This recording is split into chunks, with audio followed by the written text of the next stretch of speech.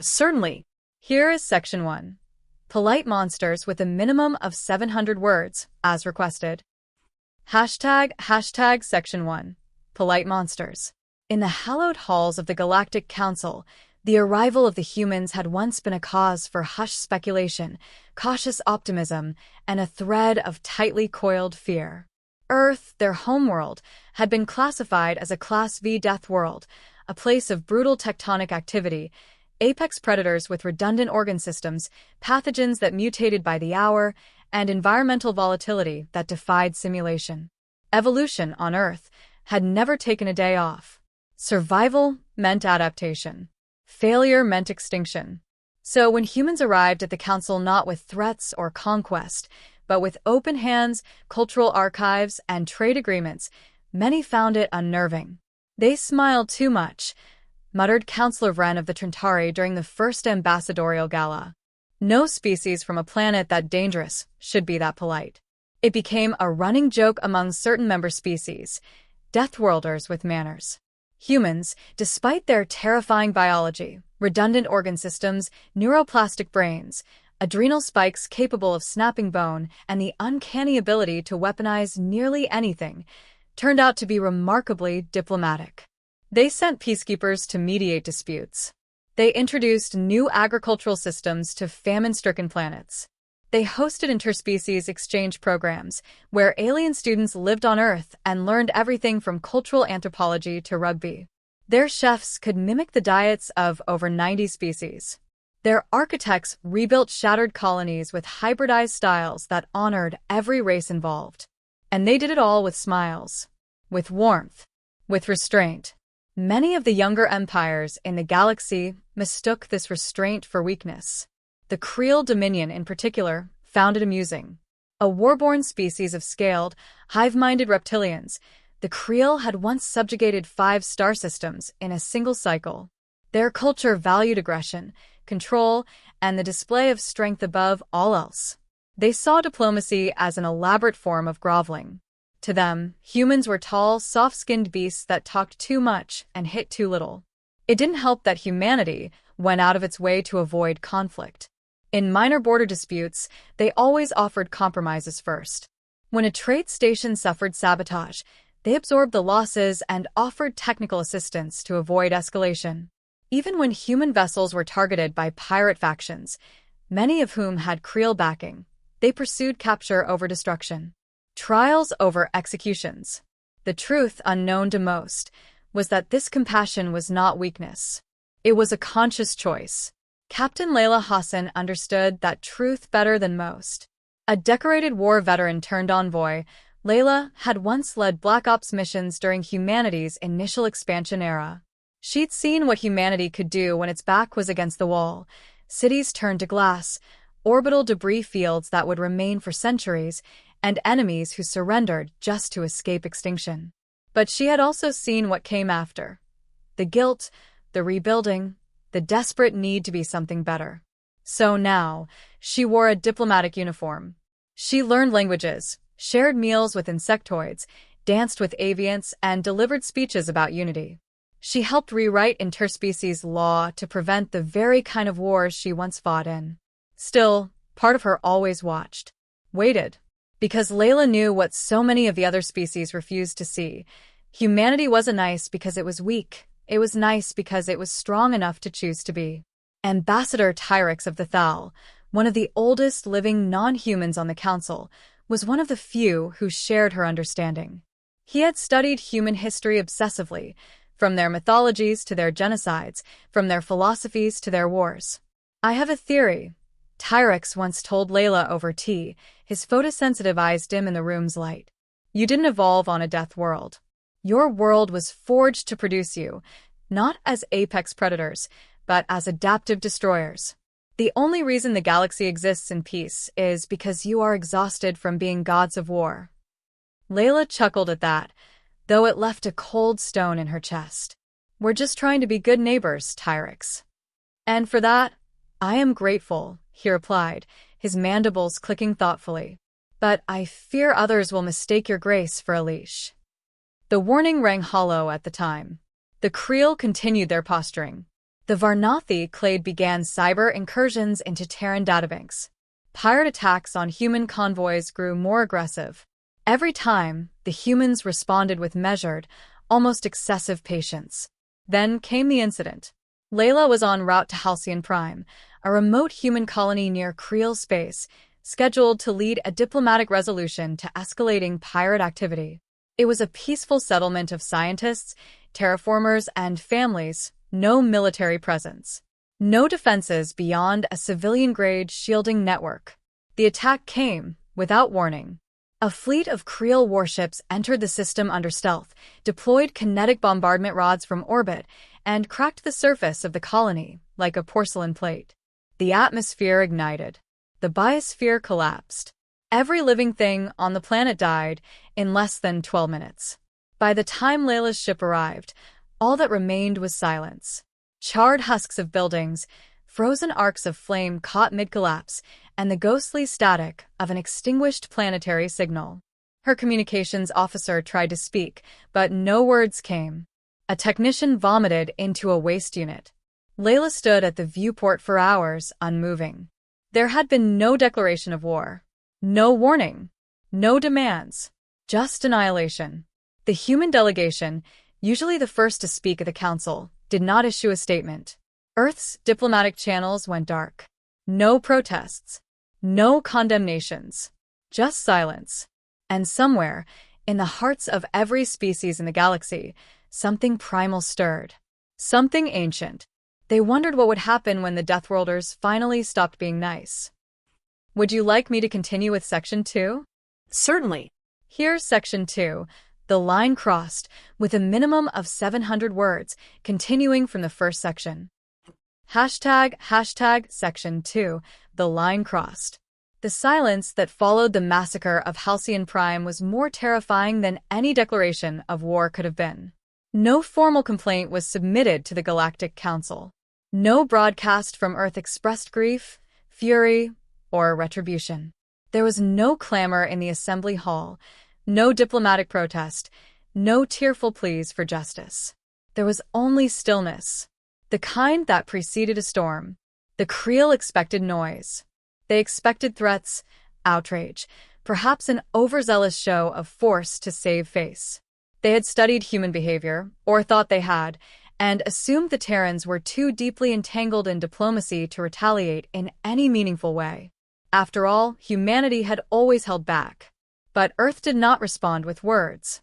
It responded with withdrawal. In a matter of 2 solar days, every Terran embassy across Council space shuttered its doors. Human envoys were recalled, en masse. Civilian trade convoys vanished from the hyperlanes. The Terran Diplomatic Corps sent a single, chilling transmission to the Galactic Council. This matter concerns humanity. We will address it ourselves. Ambassador Tyrix, who had warned the Council for decades of what humanity could become, was the first to recognize the signs. As he scrolled through orbital traffic reports, intelligence briefings, and intercepted comms, his tendrils began to tremble. Not from age, but from memory. He remembered the first time he watched footage from Earth's world wars, of nuclear firestorms and scorched cities. He remembered reading about the Terran strategy of mutually assured destruction, of doctrines that calculated the acceptable loss of billions. He remembered the names of Terran weapons that sounded more like theological curses than technology: Hellfire, Godsplitter, Exterminus. And now those minds were mobilizing. Across Terran space, once open ports became militarized zones. Peaceful orbital platforms were refitted with kinetic accelerators. Automated factories shifted from agriculture drones to warforged production in record time. Planets once famous for their biodiversity went dark, classified under combat lockdown. Human AI networks, once used to translate languages and recommend films, were now embedded in warships, calculating probabilistic engagements with chilling precision. It was a complete transition from diplomacy to war. In less than a week, the Council panicked. Emergency sessions were held. Petitions were raised to force Earth into talks. But there was no one to deliver them to. Humanity, once the most approachable species in the known galaxy, had vanished behind an iron veil.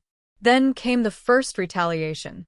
A Creel military station, K-7 Orion, located deep in the Dominion's core system, ceased to exist.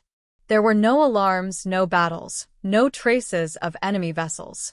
Just a brief rupture in local gravity, a flash of light captured by distant telescopes, and silence.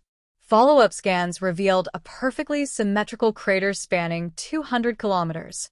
Not molten, not burned, simply missing. Within minutes of the strike, a single message was broadcast across all Council and Creel frequencies. You murdered our children. There will be no negotiations. Across the galaxy, a shiver passed through every species that had ever mocked a human smile. On the Creel homeworld, emergency conscription began. Their war fleet, pride of their empire, was mobilized. Generals barked orders and technicians scrambled to retrofit defenses. But their systems were old, their pride had bred complacency, and they had never fought an enemy that knew fear as intimately as the humans did. Humanity had cataloged every Creel system, analyzed their language, studied their infrastructure, and waited. And now, the waiting was over. Layla Hassan, once a diplomat, now stood aboard a dreadnought. Not a ceremonial vessel, not a peace envoy, a warship. She hadn't planned to return to active duty. She'd spent years avoiding it, burying her past in treaties and outreach programs. But after Halcyon Prime, she had volunteered without hesitation.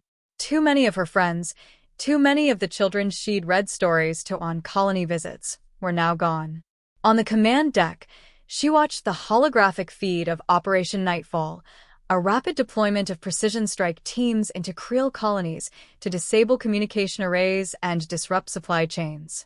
There was no grand planetary invasion, no declaration of war.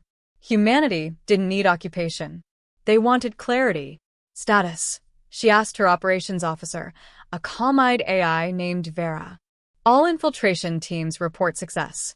Minimal resistance. Civilians subdued and unharmed. Military assets neutralized. Awaiting orders for Phase 2. Layla looked away.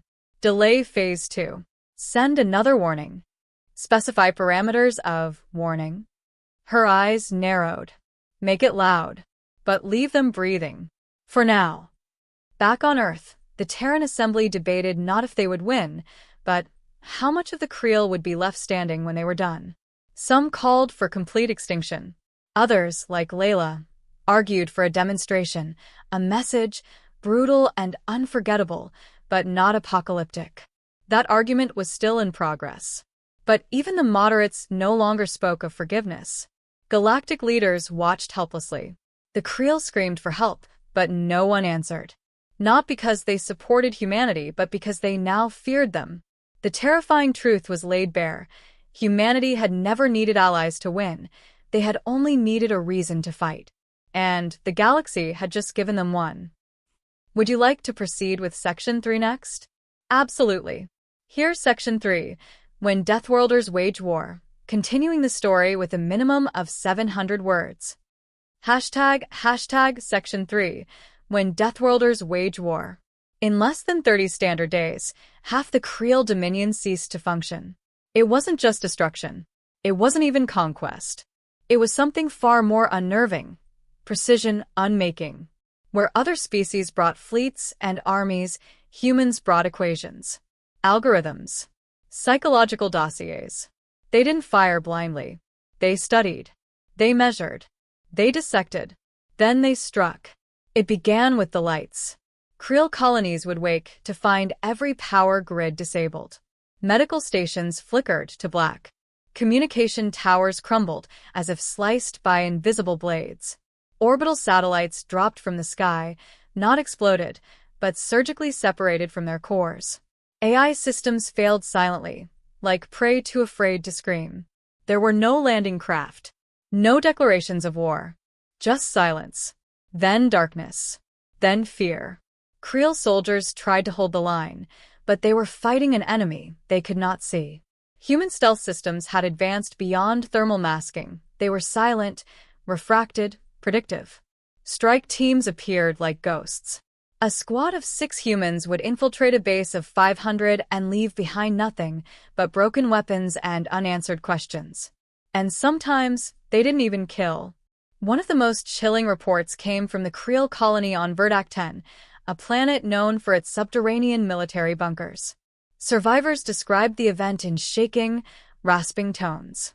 They came through the walls. We heard nothing. No alarms. No footsteps. Suddenly, every screen displayed a human face, emotionless, watching us. The lights turned red. The air changed. Then they left. No casualties. Just a message etched into the wall.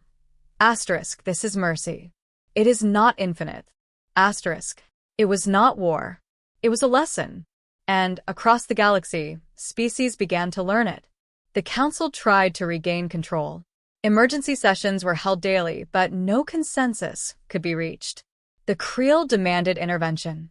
But even those who once considered the humans clumsy diplomats now sat in stunned silence. Many feared retaliation just for speaking out. The Varnathi Clade, known for their cyber attacks against human infrastructure in years past, issued a public apology. The Chancellor of the Slen Imperium offered reparations for past slights, real or perceived. Civilizations that had never acknowledged Terran sovereignty now offered trade deals, defensive pacts, even planetary gifts. But humans did not respond. Not yet. Within the human fleet, strategies shifted. This was not a blitzkrieg. It was an orchestration. They dismantled Creel infrastructure with restraint, enough to hurt, to humiliate, but not to annihilate. Yet. In Creel military command centers, morale evaporated. They had never faced an enemy who knew them better than they knew themselves. Human psychological warfare reached even deeper. Orbital drones projected silent videos over Creel cities, children playing in Earth parks, human families watching the stars. Peaceful imagery. Then, it would abruptly shift to charred colony ruins, Halcyon Prime, scorched and lifeless. A single phrase repeated across every language in the Council database. You broke the peace. We will show you the price. Leaflets rained from the sky, thousands at a time, each bearing the same warning in simple words. Asterisk, we begged you to stop. Now you will learn what silence means. Asterisk, entire planets surrendered without a shot fired. Creel soldiers abandoned their posts. Civilians fled toward human fleets, not from them, hoping for mercy. The contrast between the humans' restraint and the Creel's aggression became the ultimate humiliation. Still, not all humans agreed with this measured response. In private councils aboard the Terran flagship Sol's Wrath, internal debates raged. Military hardliners demanded total annihilation, glass their homeworld, erase the name Creel from the stars. Others, like Captain Layla Hassan, argued for something else. Total destruction is too easy, she said in a war council meeting. They need to live with what they've done. They need to see who they provoked, and remember the restraint we still show. Admiral Jean Takahashi, a war veteran with eyes like iron, countered, restraint got Halcyon Prime burned. We can't afford more mercy. We've been quiet for too long. Layla stood firm. We are not monsters. Not unless we choose to be. He stared at her. Then maybe it's time we show them what a monster choosing looks like. That night, the fleet initiated Operation Eclipse. Hundreds of drones seeded the Creel home system with silent warheads, not nuclear, not explosive, but null-field generators. They erased communication. They collapsed data banks. They disrupted thought and logic themselves. Every signal, every trace of Creel identity was deleted. It wasn't death. It was unmaking. And still, Earth said nothing. Back on Council Worlds, ordinary citizens began whispering a new name for the humans, the sleeping war gods. Every race had its own mythologies, but one phrase echoed across cultures. Do not wake what sleeps in peace. That was the truth of humanity now. They had been peacekeepers, diplomats, artists. And now they were ghosts, reapers, legends in the making. Ambassador Tyrix, watching from afar, addressed the council in a historic session. His words became a warning inscribed on 100 worlds. We begged them to speak our language. We taught them our laws. We made them kneel to diplomacy. But we forgot one thing: humans do not fear war. They survived a death world. They brought their own monsters with them to the stars, and worse, they learned how to smile while hiding them. Now they remember. And now, so will we. Would you like to proceed with Section 4 to complete the story? Certainly. Here is Section 4. Peace Redefined, the final part of the outline with a minimum of 700 words to conclude the story. Hashtag Section 4. Peace Redefined. The war, if one could even call it that, ended not with a treaty, but with a whisper. The Creel Dominion, once one of the most fearsome and expansionist empires in the galaxy, ceased to exist in any meaningful form. Their military was shattered. Their economy collapsed. Their central government dissolved under the pressure of planetary defections, civil unrest, and the slow, surgical unraveling of their infrastructure by an enemy that never once declared formal hostilities.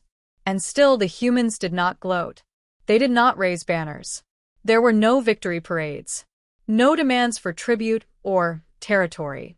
Instead, Terran forces simply stopped. The human fleets, which had circled the outer Creel colonies like silent predators, turned and returned home. The skies once filled with cloaked dreadnoughts and precision drone swarms cleared. Communications slowly flickered back to life. Council observers, long kept at arm's length, were suddenly permitted to approach the former war zones. What they found left many of them speechless. There were no charred planets, no massacres, no scorched earth policies. Instead, they found Creel cities left intact but quiet, their command centers disabled, their weapon stockpiles neutralized, their AI systems overwritten with non-lethal logic locks. Civilian populations were unharmed, albeit disoriented and emotionally shaken to their very core. More than anything, they were afraid. Afraid of what had been done to them. Afraid of what hadn't. The humans had shown them something no species had ever demonstrated at such a scale: overwhelming restraint. That restraint became the message. A statement broadcast not in language, but in the terrible calm that followed. In the months that followed the collapse of the Creel Dominion, humanity re-entered the galactic stage. Not with diplomats, but with builders. Engineers, physicians, educators, and counselors were dispatched to the surviving Creel worlds, not as conquerors, but as caretakers. The Council, baffled, demanded an explanation. Were the Terrans simply biding their time for a second wave of strikes? Had they deployed some long-term psychological warfare strategy? But the Terran response came in the form of a single speech, delivered not by a general or politician, but by a civilian named Elias Noor, a teacher from what had once been Halcyon Prime.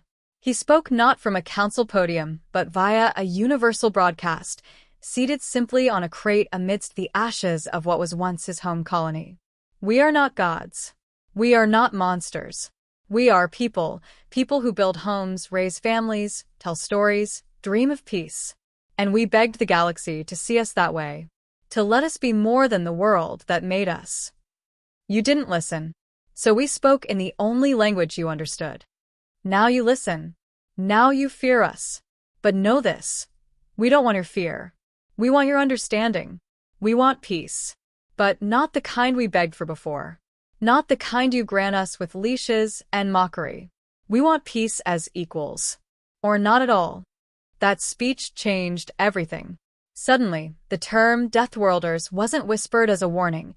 It was spoken with reverence, awe, and no small amount of caution. It became clear that humans had never truly been integrated into the galactic community. They had restrained themselves to fit in. Now they were writing new terms. Galactic policy shifted. The Council restructured the High Accords to formally recognize Deathworld species as sovereign civilizations with unique security concerns.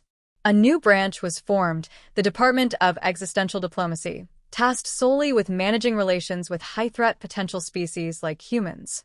Other Deathworld species, once ignored or marginalized, suddenly found themselves courted as potential allies.